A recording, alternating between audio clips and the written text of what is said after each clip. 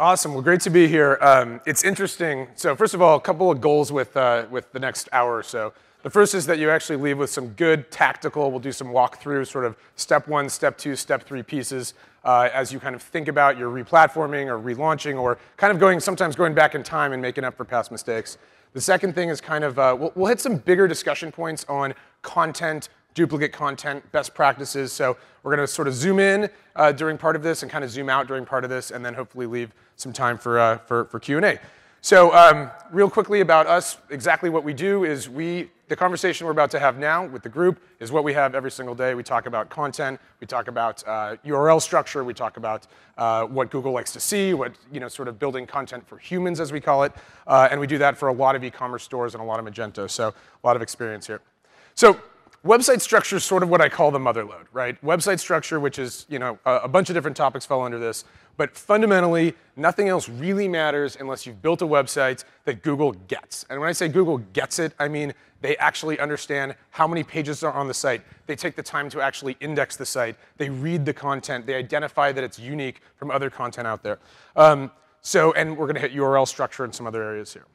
So the first thing that we're going to talk about is a flat versus sort of hierarchical structure. So this is an area that it seems very intuitive, but there's a lot of nuances that actually make this kind of tricky. So real quickly, a flat structure would be something like you have your root site, and you have a bunch of pages on it, and they all exist in that same directory, right? Hierarchical structure, you're going to have a series of folders. So kind of have a running example we'll use, which is a clothing store. Okay, so you sell clothes online. A flat structure might say you have 1,000 different products on this clothing store, and they're all sort of listed one by one in that same directory. Now, interestingly, on sort of a side note, 4 to 5 to 6 years ago, this was actually kind of a sneaky SEO tactic. Right? You sort of were able to trick Google into thinking that all of your products were of equal and great importance by actually having everything listed. Let's say you're a costume store, you have 10,000 costumes. They were all sort of listed there in the root directory, and it sort of told Google at the time, these are all important to me. They've gotten a lot smarter than that now, and so they actually really do care about the idea of we have men's, and then we have women's, and under women's, we have pants versus shorts, and under pants, we have red pants and blue pants. And so what they're really doing is trying to break down and trying to understand, A, the way that you think about your breakdown of products, and B, the way that users on Google actually think about these products. And sometimes these two visions don't align, and we'll go into some examples of this. Okay, so if you can see the examples here, on ShopBop, we see this is just a stereotypically horrible URL on the left, right? And the way I think about this is, not so much what Google wants, as if I was somebody sending a link to a friend, and I sent the link on the left, it's completely unclear what that is, right? Clothing, BR, some 14 characters, that means absolutely nothing, right? So without a description of check out this blank, right? The user, your friend, the actual person getting this email, has no idea what that is. The one on the right, you can tell intuitively by the URL, it is shop by age, it's a curious crawler, 6 to 12 months, bib. Right? I can see this in the URL, and the important takeaway here is that Google can see this in the URL. So this is again, we sort of see this, it's obvious. If you don't actually take the time to create these directories, actually think about the way that people are thinking, the way that people are searching, you're going to end up with something on the left. And what's on the left, while it's not necessarily the kiss of death, it's not a good thing. And it's relatively easy if you take the time to actually improve upon this. All right, so we're going to go pick on some companies now. Volcom, at least when we went through this and created the examples here, you can see bad structure on the left. We start at the home page. I say, oh, I want to go into the men's area. Now I'm in /men's. Now I want to go into the clothing area versus, say, accessories. Now I'm in men's-clothing, right? Instead of taking a step deeper into the structure, I'm still on that root level. And then I want to go into the t-shirt area. Again, I should be diving deeper into that structure, right? I should be on /men's, /clothing, /tees, or some example. And instead, I'm still on that root level, right? So from Google's eyes, they really are unable to navigate this and get the idea of how you crawl deeper into the site, right? And so as a user, you may not even notice this, that you're staying on this root level. Google does. And this is not a good thing. So the ideal structure, which they don't have, and hopefully they will have, is you can see as we step deeper into the site, we start on Volcom.com. I then select I want to go to the men's area. I then select the men's tees area. And then finally, I'm on a particular product. And you can see kind of that breadcrumb, that hierarchy of me stepping deeper and deeper into the site. And again, we'll talk about a good example. And so in City Chick, you can see, again, as I step in, I select tops for whatever reason. I'm looking for female tops. And then I take a step further. I'm in /top/ a particular product, right? It's intuitive. It makes sense. And Google gets it, right? So for all the intelligence that Google is, you kind of need to spoon feed this stuff. Otherwise, you're really leaving it up to them to sort of figure it out, right? And I don't want to leave anything up to chance in this sort of scenario. So how do we actually do this within the Magento panel? Admin panel, you can actually see here, we go to System, Configuration, Catalog. You're going to select Search Engine Optimization for those of you that may or may not actually go this detailed.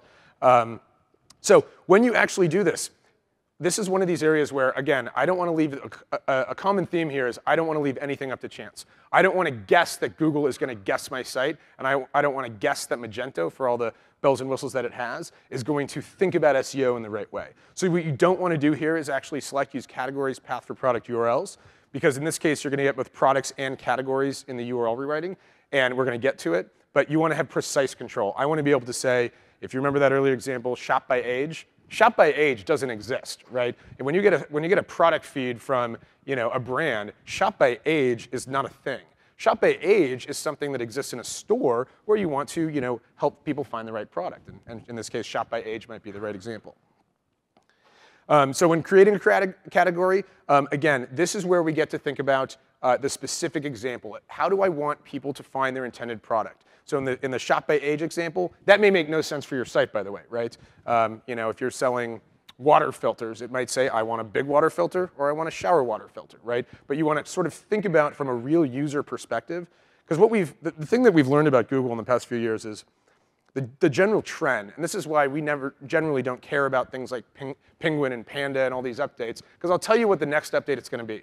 It's going to align with what people look for, right? That the tricks that people might be playing to sort of game Google will get less effective or counterproductive, right? So there's just this the train is going in one direction, and it's going down the direction of harder to fool, right? So how do I get around that? I just create a website that's great for people. And Google's really, really good at identifying sites that are good for people. And so it's kind of funny. We'll get to content, but we have this sort of mantra. We write content for humans, right? We don't write content for Google. At the end of the day, we want Google to recognize it and reward it, but we're writing content for humans.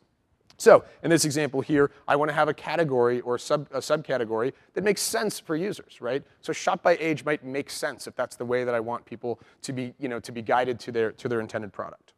OK, so specifically how to do this. To access the URL rewrite management, you go to Catalog, you go into URL rewrite, and you can actually one by one select the individual product categories. And again, this might be a category that is fed to you, but it might be a way that you want people to shop on your site. And that's a very different thing than if you say, OK, I have a store, I have 30 brands, I take all their feeds, and I shove it into Magento, right? That might not actually make sense at all for users, right? And so you really have to take a step back and really think about how I accept or how I hope that users that come to my site are ultimately going to find the product that they want. A common conversation that we have, and we'll get to this later as well, is if you're selling anything with a SKU, right, you're competing with Amazon for the most part. And that's a scary thing to compete with Amazon. And we talk about this a lot.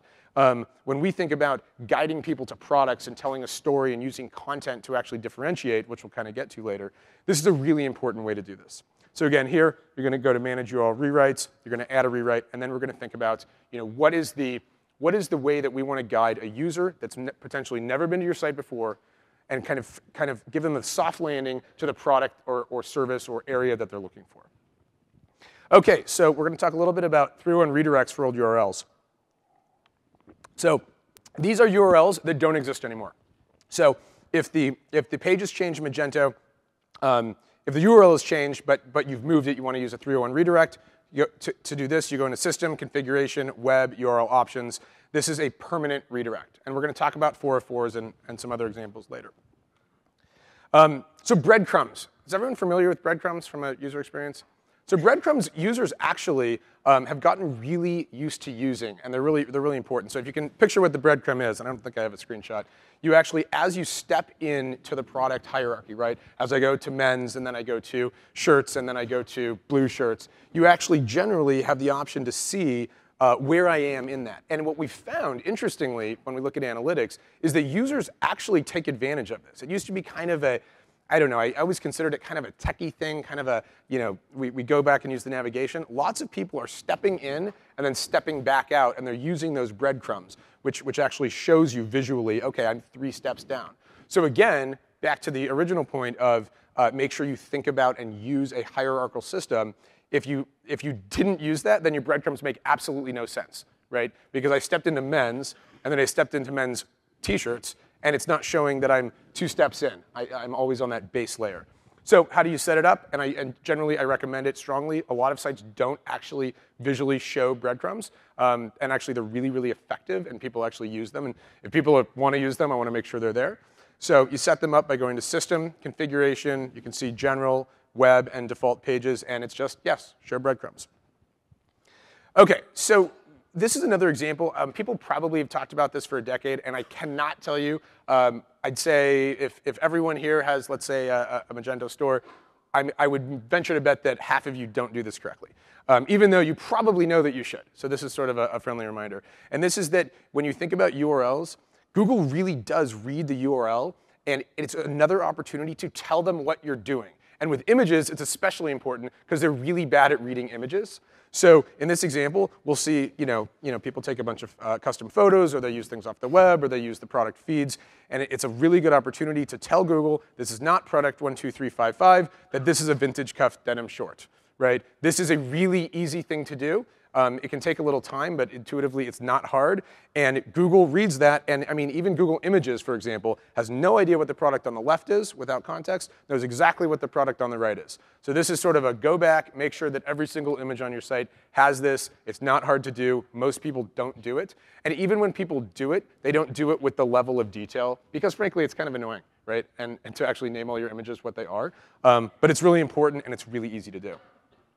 And secondly here, you want to have a descriptive alt tag. So again, anytime you have an alt tag, just tell Google what it is, right? A lot of times they're pretty good at figuring stuff out. But again, I want to assume that they fail, right? If you're giving me an easy way to make sure that it's sort of foolproof, then why would I ever not use that, right? They sort of build these tools, and then we don't use the option, and we sort of just hope that they get it right. And I really don't want to hope that they get it right, because it's not worth it.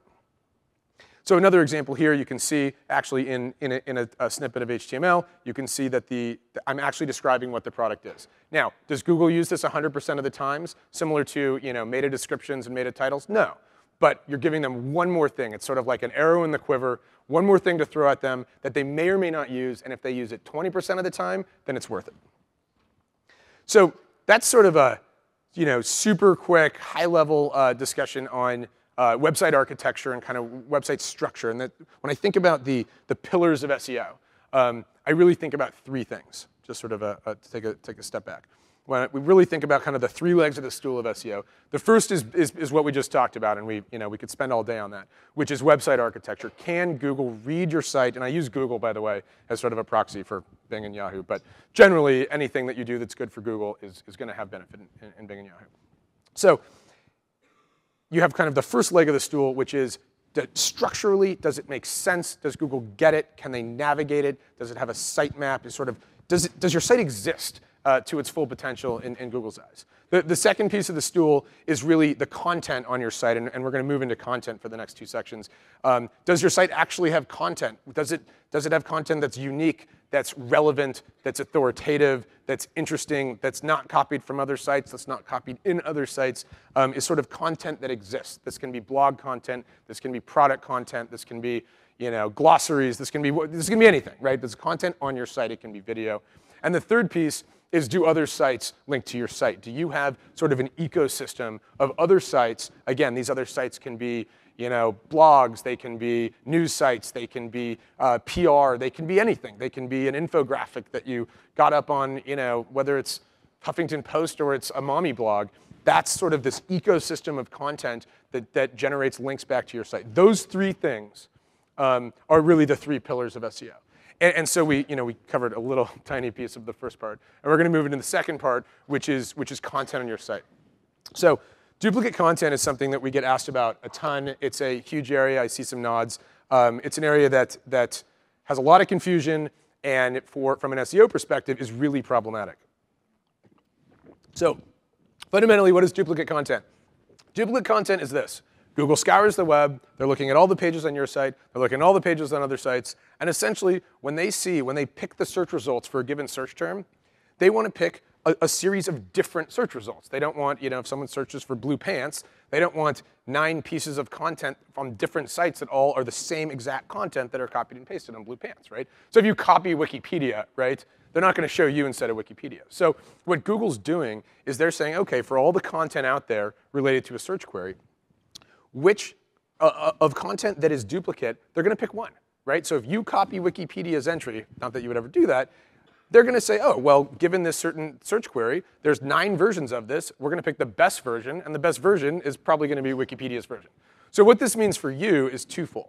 The first is that if you have the same content floating around one site, it's going to pick one of those pages versus the other. So this is where the duplicate content that you have control over. This is really important. And we'll give some examples of this. The second problem is if you have the same content as another site. And this is really tricky, right? Because even if you take the time to write your own content, other sites can just copy and paste your content. That's super hard to police. In fact, let's just assume it's impossible to police that. So what we have to do to make sure that our piece of content is selected versus the other competitor's site or the guy that just copied and pasted your content is you have to have a better site in the first place, right? So you can't really, you want to be aware of this, but you need to have the better site. If the site that stole your content is a more authoritative site in Google's eyes, they're going to show their site even though you wrote the content. Now, sometimes they'll go back and actually show the more current content, or sorry, the original content. They'll sort of keep track of, oh, well, you had it, and 6 months later, another site had it. But again, I don't want to leave that up to chance at all. So examples of duplicate content within a site. So we see this actually a lot. Content's really tricky when it comes to e-commerce, and I think partly because when you think of a store, you don't really think of content. I have X products in Y categories. This isn't a blog, right? People don't go here to read content. The problem is Google doesn't look at it that way. They're looking at content. They're looking at what is this site about, what interesting, and again, interesting can just be descriptions of products, but what is out there that makes this unique, and that means that we should pick this site versus another site to show up. So a couple of examples of where you might run into duplicate content issues on your site alone, and then separately from sort of third-party sites. So a good example here, we'll use this backpack example. So you might have this backpack, which is a product on your site. And you might have 2 different pages on the site that feature this backpack. Maybe I have my top 5 backpacks page, and I have my leather backpacks page. On my top 5, and I have this product featured on both versions. This is a pretty common scenario when I'm sort of featuring groups of products or I want to highlight things. So in this example, it's very logical. Well, it's the same backpack. I'm going to have the paragraph of text describing the content here and over here, and we'll call it a day. And if you're looking at leather or top 5, we're good.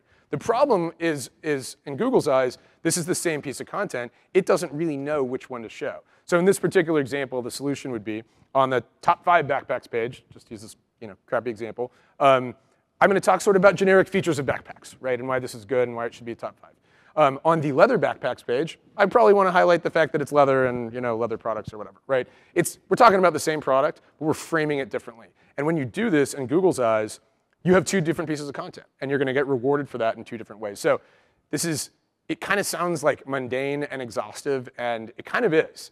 The good news is it's actually better for users too, right? If I'm on the leather backpacks page and you're talking about the features that relate to leather or whatever, that actually makes more sense to me. I'm more likely to buy. So while it's good for Google, it also is relevant for users. So ideally, in a perfect world, again, every single page on your site, even if you're featuring similar products in different areas, framed in different ways, you'd write unique content for each. And the leather and top 5 backpacks is a good example of this. I'd say a very common trap that we all fall in is if we're taking products that, we're not just selling our products, and we take in product feeds, then come with descriptions, great. They have a description of the product. The manufacturer probably knows the product pretty well. The problem is everyone else uses this content, right? So in this particular example, the official description on Stella Dot is mirrored on Jewels and Gifts and is mirrored on S'more. And in Google, if they search for this product, is going to pick one of these 3, right, to show. Versus if these other 2 sites were to write their own version, their own description of that product, potentially they'll show as well, right? And that's really, really important because otherwise you're going to be excluded and only the original site or the most authoritative site, and you probably don't have the biggest, most authoritative, oldest site. And again, duplicate content is really exacerbated on e-commerce sites, usually because it kind of sucks to go write a bunch of individual descriptions when you already have a bunch of individual descriptions. I'd say the other benefit of this is a good opportunity to actually express your brand. Again, back to that example of we're competing with Amazon, hypothetically, right? Well, that stinks to compete with Amazon, right? And to a certain extent, you have to ask the question, why would they buy from my site versus Amazon?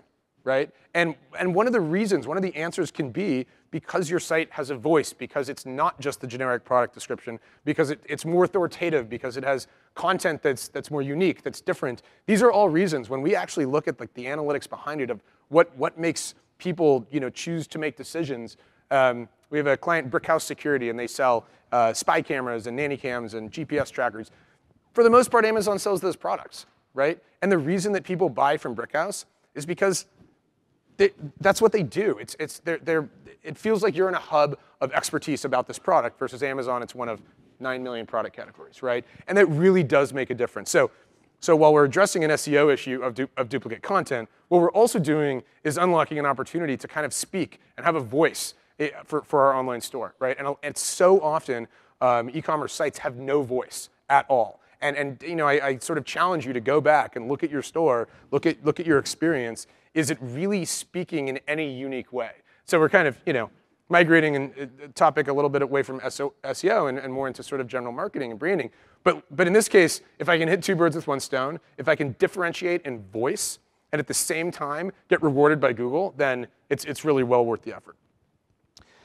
And I think I went past that. So then again, how to actually use the duplicate content canonical support tags. This is a little bit of a side note. You go to System, Configuration, Catalog, SEO, and again, it's just a select yes. This is actually going to help address duplicate content issues across a single site. So kind of segue into inventory management, which is kind of an interesting one that it's kind of come up more recently. And there's sort of two sides of this. One is, okay, well, what is sort of a best practices from an SEO perspective, and the other side is actually kind of a little bit of a discussion on a user experience. So it's kind of an interesting scenario. So in particular, what we're referring to is stock and inventory, right? So Magento gives us the tools to actually align our inventory with the appearance and the existence of it on a site. And this is sort of an interesting scenario, right? So if I have, 100 products, and 50 of them I'm not carrying right now, or I'm out of stock, or maybe they're not around for months. And I can set it so that these 50 don't show up on the store, right? And so that makes sense for users. The problem is that I actually still want to make the sale, right? I actually don't want people to leave. And so we actually have an interesting sequence, and we're going to talk about kind of the most logical from a user perspective, and then kind of the most, what I'd call, not really sneaky, but kind of on the aggressive side. And you can kind of figure out where you want to fall here. So I'd say the sort of best practice recommendation is to be upfront when inventory is not there, but to also communicate information about that. So in this particular example, we're going to say, hey, we're out of stock, but and Magento allows you to do this. Here's a date when we're going to have it back, or we can have an email, let me know when this is back in stock, et cetera. So I personally think that's on the less aggressive side. And again, if I'm competing against Amazon, I want to be more aggressive. So generally what we've seen, and you kind of figure out where you fall here, is what we like to do. And again, this is sort of a little stepping away from SEO, a little bit more into user experience here, is I don't want to deceive the user, right? I don't want to say I have something when I don't, but I also really don't want them to leave and go find it elsewhere, right? Now, if I'm never going to have that product again and I don't have a substitute product, that's kind of crappy to the user. But if I do, I generally kind of want to keep them on my site. I want to have some transaction that occurs. I want to have some interaction that occurs. So in this particular example, you can have a subtle, maybe slightly, not slightly hidden, but sort of a not quite in your face, hey, this isn't necessarily available right now, but you can still buy it. And then kind of the other way would be I don't mention anything about the inventory, but then we break the news post-purchase. And in this case, what I'd hope to do is say, guys, or user, this is out of stock, or we don't have it, but we have this product and it's better, it's cheaper, and it's a great substitute and whatnot. And hopefully, I can take the transaction that actually occurred and I can sort of give it a soft landing to another transaction. On a sort of a pure business level, I'd rather have that happen than I just sort of lose the sale, right? I really don't want, because I won't even know that I lost the sale. And that's kind of scary to me. So again, how do you actually do this in Magento? You can see here, you go into System, Config, Inventory, and Stock Options. And here we can say whether or not we want to display. So if you've sort of aligned your inventory with Magento, you can actually say, yes, I do want to show products when they're not in stock. And pretty much universally you do. From an SEO perspective, if I have those 100 products and unfortunately 50 of them I don't have, I just lost 50 pages of content. And I really don't want to do that. And Google really wants to, they look for breadth of site.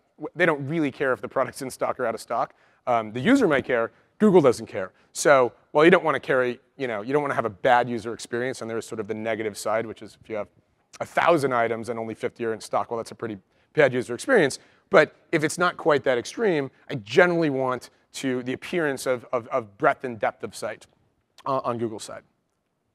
And again, how do you actually do this? Go into System, Config, Catalog, Product Alerts, and here you can actually customize what the experience is when you don't have a product in stock. And so again, you can kind of think about this. I mean, we have some clients that actually say, hey, let's just sell the damn product, and then we'll figure out what we do afterwards. If we have to give a refund, we do that.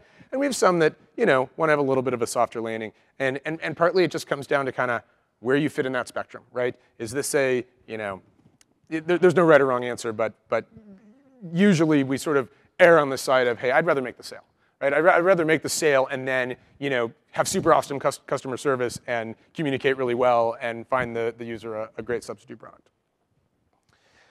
Okay, so 404 error pages. Everyone knows what these are. They are you went to a page that doesn't exist page. So these are actually a really good opportunity to, when we talked a little bit about brand, voice, content, et cetera, this is an area where the vast majority, again, of the people in this room, I would venture to bet 70% of people have a pretty crappy 404 error page, which is sort of the catch-all, right? It's something went wrong, this page doesn't exist. The problem is that page is a really bad page for a user to see, right? They came from somewhere, or maybe they had a typo in the URL, or they had a link and in their email, part of the link got cut off, which is pretty common, where it goes to the next line. So when they clicked it, it went to this incomplete URL. It's pretty common. And if you look at your analytics, it can be kind of scary.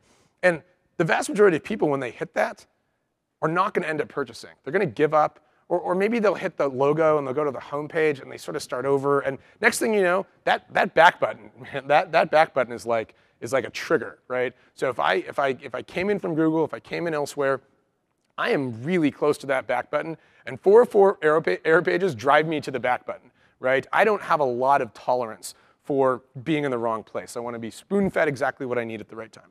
So in this example, obviously it's fairly easy to create a 404 error page. A lot of people will just redirect you to the home page. This sucks, right? Because you're not communicating to the user what's happening, right? I sent you a link for a blue jacket, and I'm on the home page. Like, what the hell? That went horribly wrong, right? Communicate, the blue jacket does not exist. And now let's find what they want, right? So people have done it with search boxes. It depends. If you sell 1,000 products, we have no clue. If you sell 10 products, we probably have an idea. If we sell 3 products and one of them is 50% of the sales, I might want to just give them that product. Probably going to be right. So you do want to create a custom 404 error page. And this is a great opportunity. I do on sort of a tangent. We talk about the same thing with with receipts, the confirmation email that says, thank you for your order. I hate this email. I personally have vowed to get rid of these crappy emails, not the existence of them, but the fact that this is a really great opportunity to actually have a voice, right? Everyone reads that email, they make their purchase, 3 seconds later it pops up in their inbox, and they go and they look at it, and all it says is thank you for your money, right? Or if order 1, 2, 3, you're gonna get it in the future, thank you for your money. That sucks, right? Instead, we wanna tell a story, we wanna say, it's gonna be so great, you're gonna get it here, here's our happy customers, like, have a voice, right? The thank you for your money email stinks. The 404 error page is another great one to have a sense of humor, to have a voice, et cetera. So we're getting a little bit away from sort of nitty-gritty SEO, but it's an area that really, in my opinion, is sort of lost opportunity. You're going to have some segment of people that end up on a broken page. Let's give them an experience that's not as bad as just a broken page. And again, removing products, so kind of related to this, whenever a product is being removed, you want to be as apparent as possible. So there's sort of 2 ways to think about this. You can go to a 404 error page, or what we really like to do is, you're going to have a relevant product, right? If you have, if you discontinue a certain product line or a certain brand, there's probably something that's substitute. I want to kind of give them that soft landing versus just an error page. And again, we have some examples of this. This is a nice error page, right? It's friendly. It's not this sort of like rough landing, kind of skin your knees, right? We've looked everywhere. In this case, this is sort of we really don't know what you're looking for here, but these are some of our top products, right? We have other examples, I think on the next page. Yeah, they're funny, they're cute, they're relevant.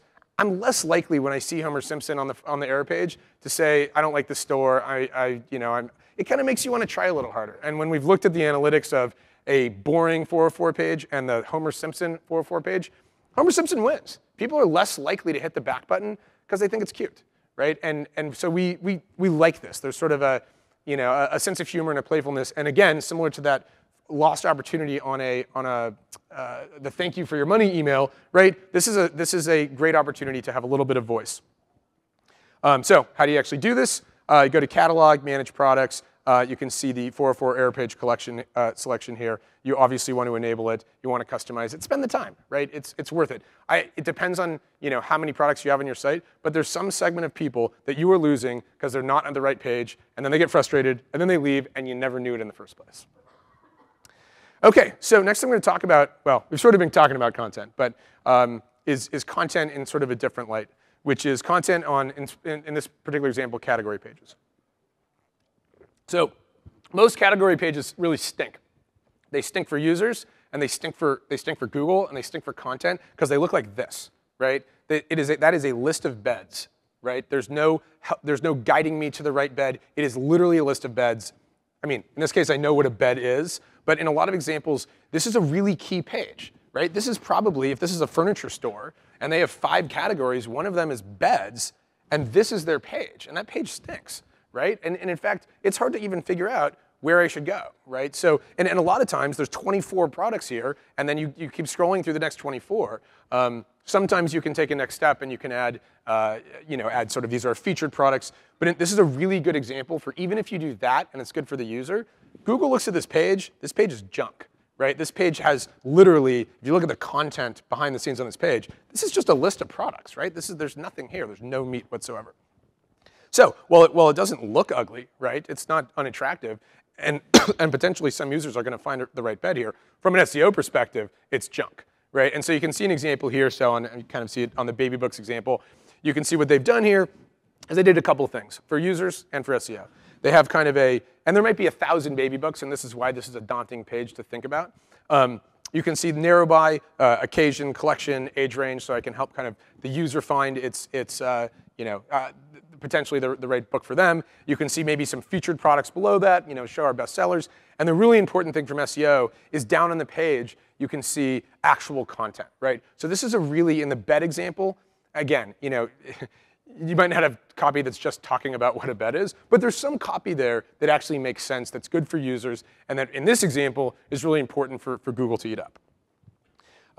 So here's a good example. So you can see, use Brickhouse again. So the left is actually, or the right is what you see if you keep scrolling down. So they have a really important category on their page, which is GPS trackers, right? And they want to rank really highly for GPS trackers. It's not specific enough where it's talking about a product. So what we did is we went in and said, okay, well, for a user perspective, what are the main types of GPS trackers? And in this example, we sort of guide people down a path. I want to track, excuse me, I want to track a person, I want to track a car, I want to track a purse.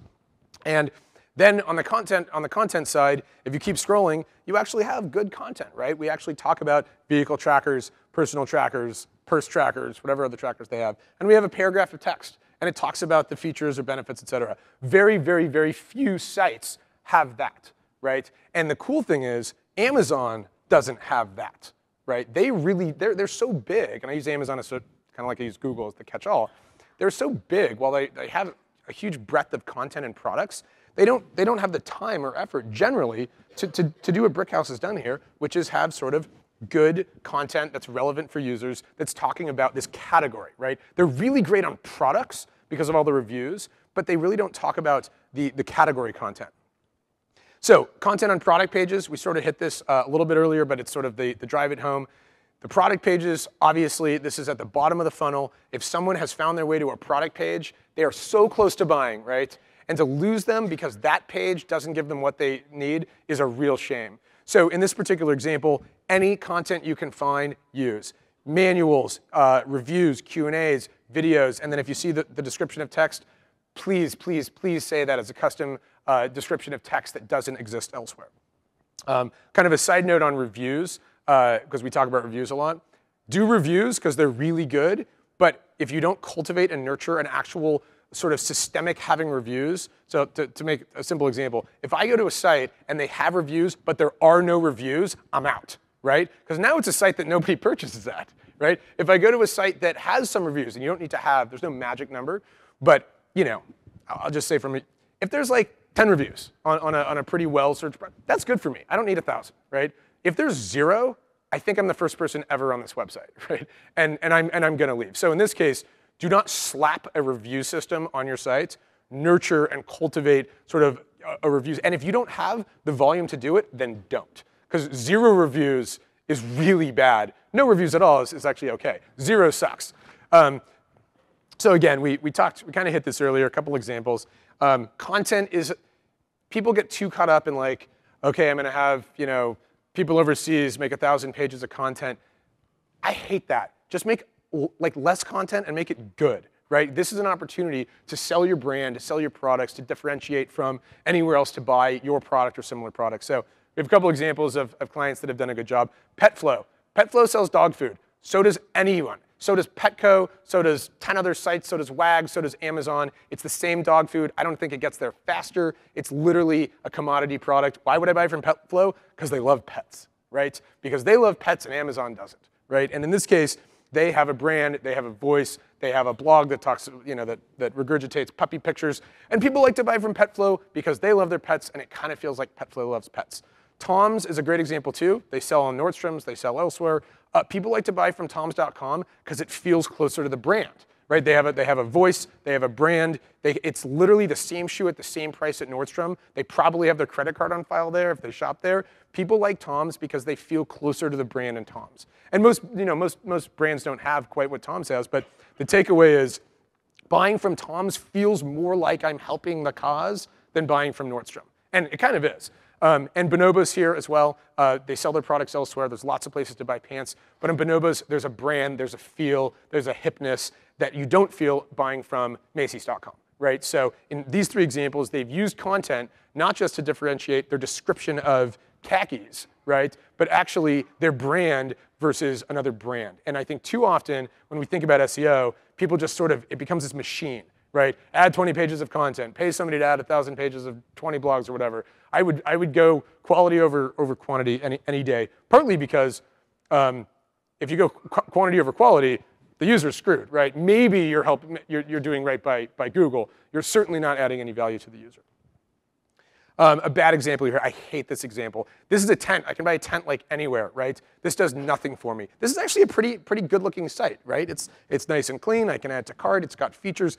Fundamentally, there's nothing wrong with this, and I hate it, right? There's nothing that's telling me why I should buy that tent, that Franklin tent there versus anywhere else. And I think that's such a waste, right? It's a waste like the 404 error page. It's a waste like the confirmation email that says thank you for your money. Tell me why I should buy it here.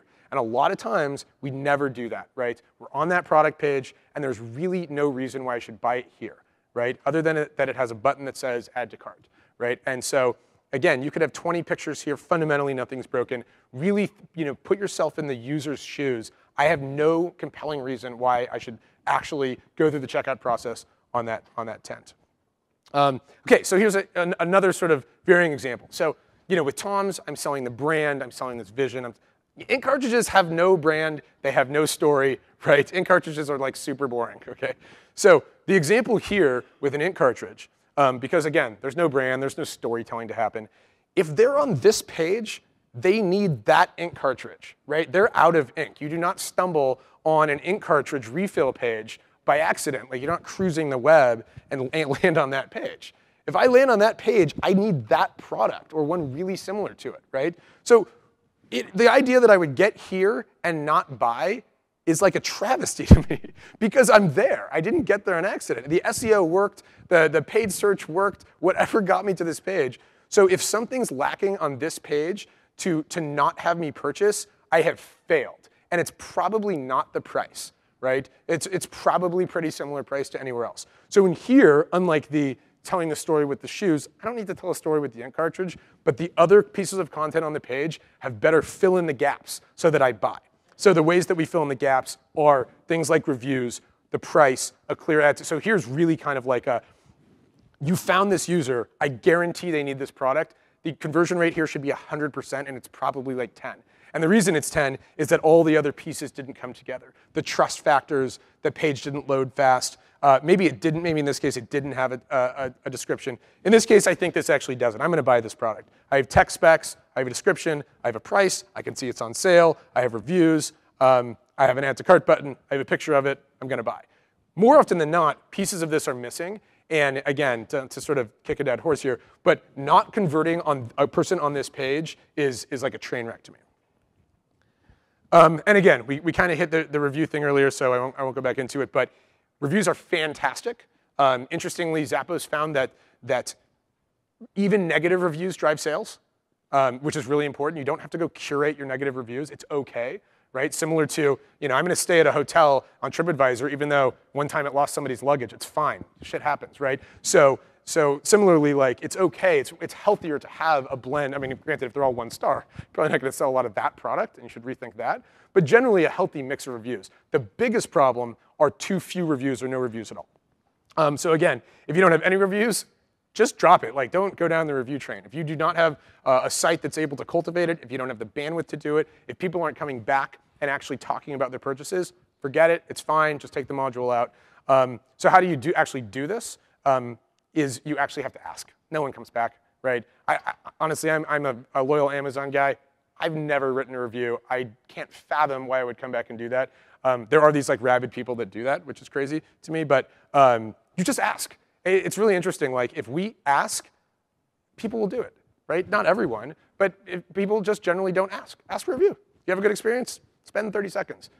I'm not going to do it, but like 1 out of 10 will, right? Or 1 out of 20, or whatever number is going to work. And the likelihood that they do the review is highly dependent on whether or not you've done something before that to sort of nurture that, right? So all the things content-wise and branding and voice, that's going to drive the review, right? If I bought the nanny cam because you told me a story and you pulled my emotional cords and you drove me to drive the purchase, 2 weeks later when I get an email saying, hey, do you like your nanny cam? Will you post a review on Brickhouse?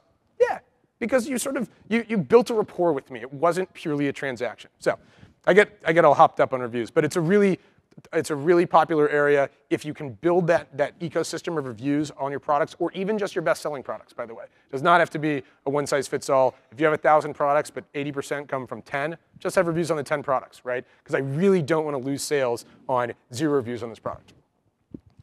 And then schema markups and microdata. So again, this is something that, back to kind of the idea of building the blueprint, this is something that you should do very, very early on. And basically, Google gives you a handful of ways to give it metadata that gives additional information to populate its search listing. So the default way that Google displays a search result is it's going to take your page title, and that's going to become the blue link. And then it's going to take a snippet of text. And that snippet of text is generally going to vary based on Google's, on what you search for. So if it's a page that gets a lot of different types of queries, it might be a varying snippet. So this is a great way. Again, it's another arrow in the quiver. It's another thing that Google gives you. And whether or not they use it 10% of the time, 50% of the time, if they gave me the tool, I'd be an idiot not to use it, right? I'm in a really competitive marketplace. I want to use the tools that they give me. All right, so we'll do a quick summary of kind of our do's and don'ts. Do create a clear hierarchical URL structure. Do have descriptive URLs. Do not duplicate product descriptions within your site or have any duplicate descriptions of products that exist or categories or anything that exists elsewhere. Do properly manage inventory in Magento. Do implement a good custom 404 error page. And don't forget to have unique content. If you do all of these things, you're in pretty good shape. This is kind of a hodgepodge list, but these fundamentally are areas that I'd say any one of these things, 50% of people do incorrectly, and altogether 90%, 95% do not do all 6 of these do's and don'ts correctly.